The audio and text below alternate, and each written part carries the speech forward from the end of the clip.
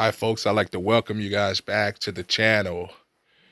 If you're on this channel, I'm going to assume that you're familiar with dialysis, familiar with kidney disease and kidney failure. You're familiar with, kind of that realm. And I'm going to assume that if you're not familiar with it, if you're not a patient yourself, that you're a loved one or you're a supporter or you're a spouse or a significant other, you're someone who wants to, learn about it and just kind of get a little bit more insight on what dialysis patients go through. I ran across this post in one of my Facebook groups called Dialysis Discussion Uncensored. And this person posted, "So I'm blacklisted in every clinic in the state. I'm giving up." And to me, this is amazing. Like to have a clinic or an organization basically say you can't come back to us to remove toxins or to get your blood clean or to remove fluid. You must have done something, this person must have done something really egregious in order to facilitate that, to get kicked out, basically. And in my experience, I've been to, if I count, maybe 5 or 6 clinics, from moving to different parts of the state and moving from different states. I've been to different clinics and I've visited several clinics, and it really, those people that work there, your nurses and your technicians and your dietitians and your social workers, they have a hard job. I mean, they have to really meet people at what would be considered the lowest point of their health life, their physical life. I mean, because people probably, were relatively healthy prior to dialysis, and all of a sudden they're thrust into this new lifestyle of being a dialysis patient, and that could cause people to really act outside of themselves. It may cause people to act out because they're just upset about their newfound circumstances. And so I don't know a lot about this person's story. So I don't know them personally. So I can't, give them any advice or tell them, well, you should have did this or you should have did that, because I don't know what other pressures they're dealing with in their life that causes them to be such a nuisance that they've been blacklisted from every clinic in their state. Now, this person does have some options. I'm going to read down in the comments and say, what did you do to cause this?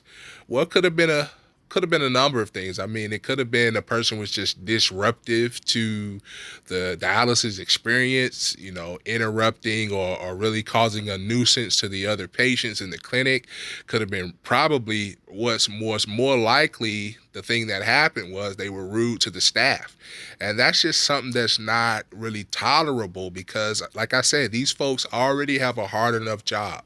They come in and they do their best to take care of us, to make sure we're good, to make sure we have quality treatment, to make sure we're getting all the meds we need, to make sure we just have a great experience for the 3 or 4 hours that we're there 3 or 4 times a week. So to speculate on what this guy did, I mean, it had to have been something that was like, all right, we got to put our foot down. We got to kick this guy out of our system totally. So this guy, this person has options.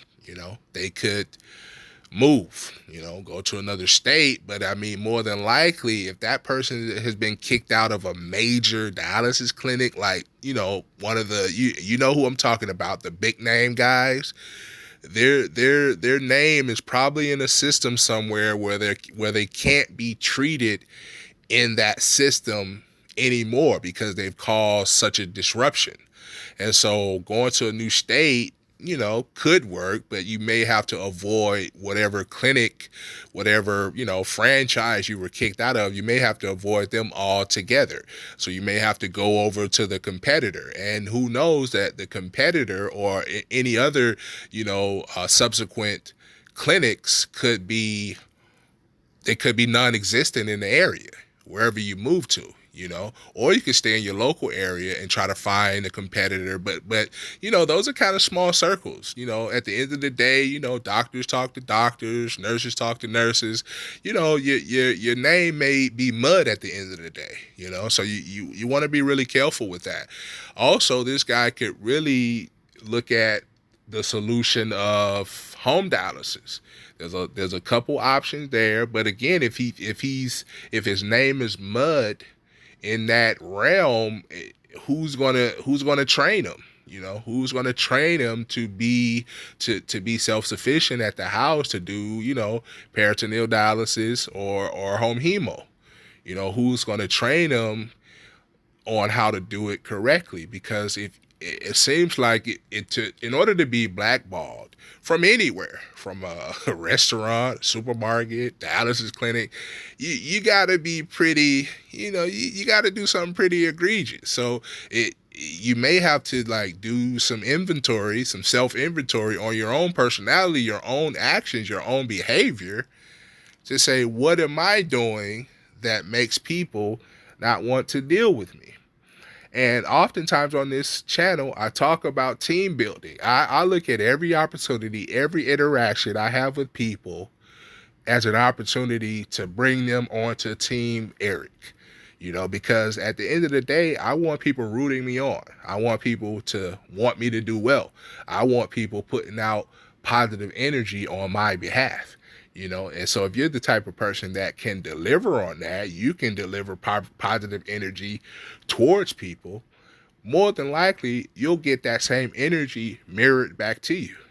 I mean, we're as humans, we're complicated, but we're pretty simple creatures. We're pretty simple. So I would say to this person, look, you got options, but here's your opportunity to pivot in another direction.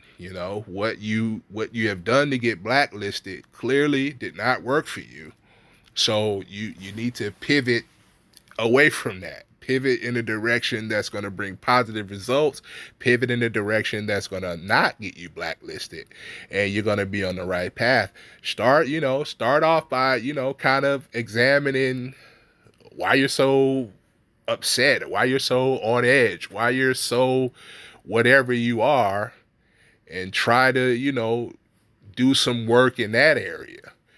But I just want to do this quick video. I found it very interesting. I guess I've never heard of anybody being blacklisted. In my time as a kidney patient, I have had one or two of my co-patients, I like to call them, who were rowdy. They weren't really, and I never really had to interact with them on a sustained basis, but they were rowdy, they were loud, they were, maybe foul mouthed here or there. But, for the most part, everybody was civil. Everybody knows why we're there.